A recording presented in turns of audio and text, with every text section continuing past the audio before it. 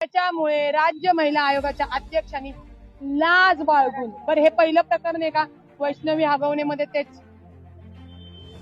Doctor संपदाच्या ह्याच्यात तेच, म्हणजे राज्य महिला आयोग महिलांच्या शोषणासाठी ठेवलंय का?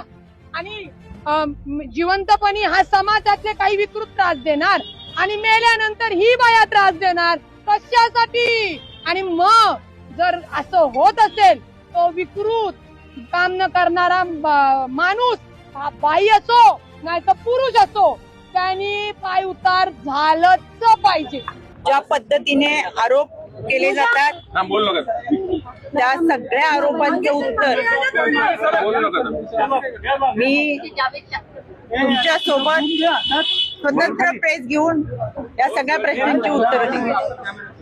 आणि तुम्हाला कल्पना आहे माझ्या हातात कागद पुरावे असल्याशिवाय मी कोणत्याही गोष्टीचं वक्तव्य करत नाही.